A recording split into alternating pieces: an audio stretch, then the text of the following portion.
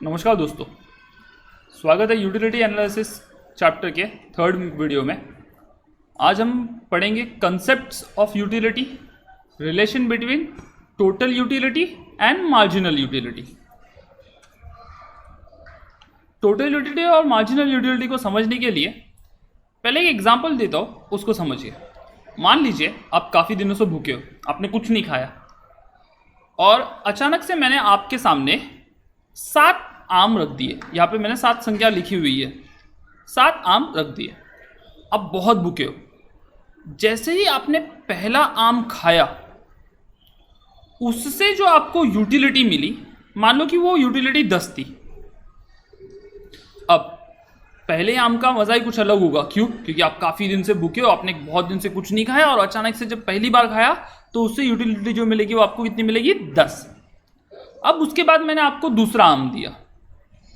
अब दूसरे आम के साथ क्या प्रॉब्लम है कि पहले हम एक आम खा चुके हैं। अब हम पहले जैसे पूरे रूप से भूखे थे वैसे भूखे नहीं है। एक आम आपके पेट में है लेकिन भूख तो अभी भी लगी हुई है।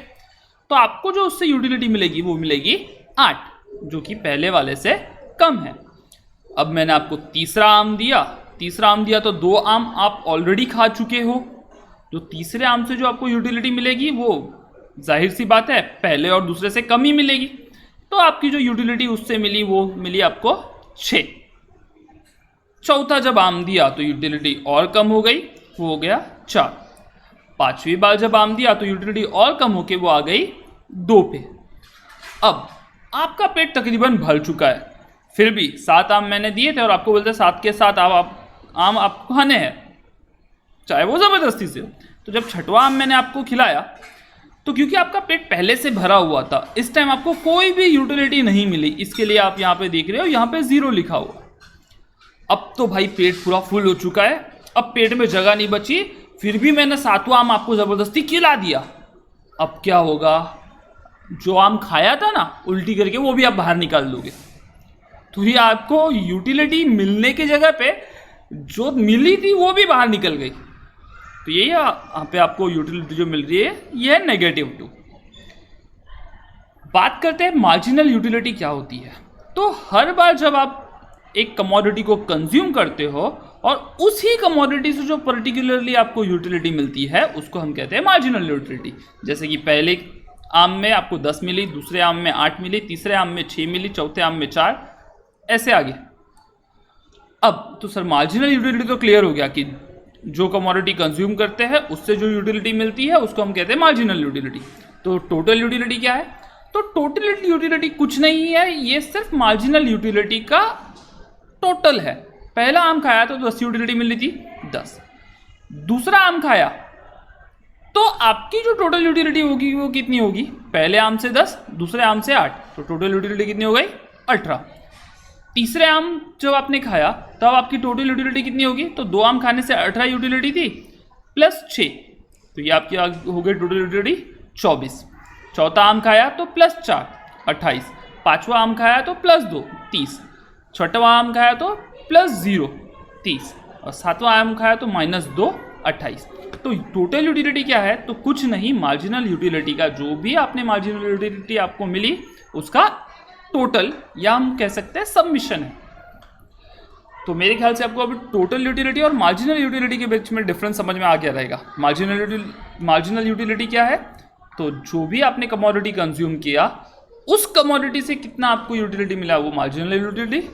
और टोटल यूटिलिटी सारे यूटिलिटी जितने भी कमोडिटी मिली, जितने भी कमोडिटी हमने कंज्यूम की उस सब का टोटल आपका टोटल यूटिलिटी कहलाएगा। आगे चलते हैं, स्पेसिफिकली देखते हैं मार्जिनल यूटिलिटी। कई बार इकोनॉमिक्स में आपको गिव रीजन या एक्सप्लेनेशन में डिफाइन में 2 मार्क्स के लिए ये आ सकता है, तो ये 2 मार्क्स के लिए पॉइंट वाइज मैंने बनाए हुए हैं। Marginal utility. सो मार्जिनल यूटिलिटी क्या है? तो marginal utility is the additional utility derived from consumption of additional unit of commodity. मतलब अगर सर मैंने पहला आम खाया तो उससे 10 मिला था, दूसरा खाया तो उससे 8 मिला, तो दूसरा खाने मतलब मैंने एक एडिशनल यूनिट कंज्यूम किया तो उससे जो यूटिलिटी मिली वो एडिशनल यूटिलिटी कहलाएगी और उसी एडिशनल यूटिलिटी को हम कहेंगे मार्जिनल यूटिलिटी। सर इसका फॉर्मूला क्या है? तो फॉर्मूला है इसका marginal utility is equals to total utility n minus total utility n minus 1। Example से समझते हैं। यहाँ पे मान लो मैं थर्ड यूनिट का बात कर रहा हूँ, थर्ड यूनिट। यहाँ पे जो टोटल यूटिलिटी है वो है 24 और फोर्थ यूनिट में है 28। तो इसको अगर मैं n मानता हूँ तो this will be n minus 1। तो 28 में से 24 गया तो आपको क्या मिलेगा? 4। That will be your marginal utility. आप फॉर्मूला याद रख सकते हो, MUN is equals to TUN minus TUN minus 1। आगे चलते हैं, टोटल यूटिलिटी के बारे में देखते हैं। तो जैसे मैंने बताया टोटल यूटिलिटी क्या होता है, तो जितनी भी मार्जिनल यूटिलिटी है सबका एडिशन करेगा तो आपको टोटल यूटिलिटी मिलता है। तो total utility is the sum total of all utilities derived from the consumption of all units in the given stock of commodity. मतलब अभी हमने 7 यूनिट कमोडिटी कंज्यूम किए थे और सातों कंज्यूम करने के बाद जो टोटल यूटिलिटी मिली थी हमको मिली थी 28। तो सर कैलकुलेट कैसे करेंगे इसको? एकदम सिंपल सा फॉर्मूला है, TU is equals to submission MU। Submission MU मतलब क्या होता है? तो कुछ नहीं, जितना भी मार्जिनल यूटिलिटी आपको मिला पहले यूनिट से लेके लास्ट यूनिट तक सबका आपको क्या करना है? तो total, this will be your TU। अब बात करते हैं एक बहुत ही इंपॉर्टेंट क्वेश्चन का जो कई बार बोर्ड्स में आया हुआ है, the relation between total utility and marginal utility. ये आंसर का फॉर्मेट मैंने लिखा हुआ है। पहले आपको मीनिंग लिखना है total utility and marginal utility, बाद में फिर टेबल बनाना है, डायग्राम बनाना है, फिर डायग्राम का एक्सप्लेनेशन देना है। तो मीनिंग तो अभी हम लोगों ने देख ली टोटल यूटिलिटी की और मार्जिनल यूटिलिटी की। और अब बात आई टेबल, तो सबसे पहले मैंने मेरे ख्याल से आपको टेबल ही एक्सप्लेन किया था, तो ये आपका टेबल रहेगा। अब आते हैं डायग्राम के ऊपर। तो डायग्राम अगर मैं देखूं तो ये आपके 2 एक्सेस है, this is particularly X axis और ये वाई एक्सेस। पहले हम बात करते हैं मार्जिनल यूटिलिटी की। तो ये कर्व जो आपको दिख रही है इसे हम कहते हैं मार्जिनल यूटिलिटी कर्व। पहले समझते हैं यहाँ पे कि जब हम मार्जिनल यूटिलिटी को देखते हैं तो मार्जिनल यूटिलिटी कम होती जाती है, 10 से 8, 8 से 6, 6 से 4, 4 से 2, 2 से 0, 0 से -2। और इस डायग्राम में वही एक्सप्लेन किया गया है कि जो आपकी मार्जिनल यूटिलिटी है वो सिर्फ और सिर्फ क्या होती जा रही है? तो कम होती जा रही है। उसी की जगह पे जब हम TU की बात करते हैं तो TU पहले 10 था, फिर 18 हुआ मतलब 8 जुड़ा, फिर 6 जुड़ा, मतलब TU बढ़ तो रहा है लेकिन इसके जो बढ़ने की दर है वो कम है। और वो इस कर्व से हमें समझ में आता है कि TU बढ़ तो रहा है लेकिन बढ़ने की दर कम है। जब आपका MU 0 हो जाता है, जब आपकी मार्जिनल यूटिलिटी 0 हो जाती है, तब आपका TU होता है मैक्सिमम। और इसी को हम कहते हैं पॉइंट ऑफ सेटाइटी, जहाँ पे इसके आगे आपको कंज्यूम करने की कोई भी आवश्यकता या ज़रूरत नहीं है। सर अगर फिर भी इसके आगे कंज्यूम किया तो क्या होगा? तो हमने देखा था कि मार्जिनल यूटिलिटी नेगेटिव हो जाती है, और जब मार्जिनल यूटिलिटी नेगेटिव हो जाती है तो आपका जो TU कर्व है वो स्लोप करने लगता है डाउनवर्ड। और ये जो प्रपोर्शन है, ये जो एरिया है जिसको मैं अभी पॉइंट कर रहा हूँ, इसको हम कहते हैं डिससेटिस्फैक्शन। यहाँ पे आने के बाद आपको डिससेटिस्फैक्शन होना चालू होता है या डिसयूटिलिटी होना चालू होता है। अब डायग्राम के बाद डायग्राम का एक्सप्लेनेशन देना बहुत ज़रूरी है।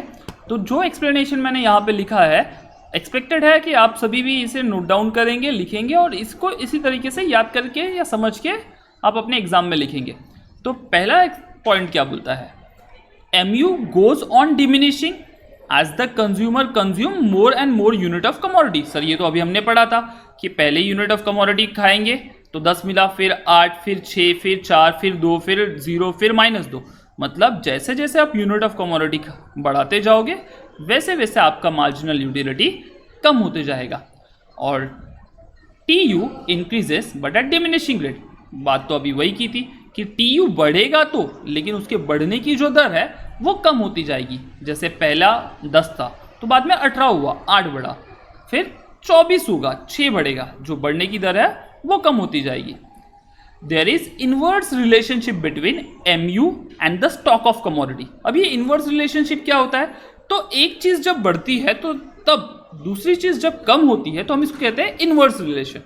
फॉर एन एग्जाम्पल, अभी जस्ट हमने देखा कि जैसे जैसे number of units of commodity हम बढ़ाते जा रहे थे वैसे वैसे आपका मार्जिनल यूटिलिटी कम हो रहा था। तो सर एक साइड पे चीजें ऊपर जा रही है तो दूसरे साइड में चीजें नीचे आ रही है, तो इसी तो कहते हैं इनवर्स रिलेशन। अभी there is an inverse relation between MU that is marginal utility and the stock of commodity that is the stock of the commodity consumed increases, MU goes on diminishing. जैसे जैसे आप commodity ज़्यादा consume करते जाओगे वैसे वैसे आपका MU that is marginal utility कम होते जाएगा। थर्ड पॉइंट है व्हेन MU इज जीरो, जब आपका मार्जिनल यूटिलिटी यहाँ पे जब जीरो होता है तो उसी समय जो आपका TU होता है वो मैक्सिमम होता है। When MU is zero TU is maximum and it is the point of maximum satisfaction, और इसी को हम कहते हैं पॉइंट ऑफ मैक्सिमम सेटिस्फैक्शन या point of सेटाइटी, that is point of सेटाइटी। Now the last point when MU becomes negative, इस जगह की हमने ऑलरेडी बात की थी। जब MU नेगेटिव बनता है, जब ये एक्स एक्सिस को क्रॉस करके नीचे की ओर आता है, टोटल यूटिलिटी स्टार्ट डिमिनिशिंग। देखिए अभी तक टोटल यूटिलिटी सिर्फ बढ़ रही थी, लेकिन जैसे ही MU नेगेटिव होता है टोटल यूटिलिटी डिक्लाइन करना चालू करती है। This is the area of dissatisfaction, और ये जो एरिया है इसे हम कहते हैं एरिया ऑफ डिससेटिस्फैक्शन। तो ये छोटा सा लेक्चर था अपना टोटल यूटिलिटी, मार्जिनल यूटिलिटी और रिलेशन बिटवीन टोटल यूटिलिटी और मार्जिनल यूटिलिटी के बेसिस पे। इस स्लाइड्स के नोट्स आपको नीचे दिए हुए लिंक में मिल जाएंगे, और अगर आपने पिछले 2 वीडियोस नहीं देखी हुई है यूटिलिटी एनालिसिस चैप्टर की तो जाइए, डिस्क्रिप्शन में लिंक है, उस पर क्लिक कीजिए और पहले 2 वीडियोस देखिए, क्योंकि जब तक पहले 2 वीडियोस नहीं देखेंगे तो शायद आपको ये वीडियो समझ में नहीं आएगा। And do like, comment, share and subscribe to the my channel. धन्यवाद।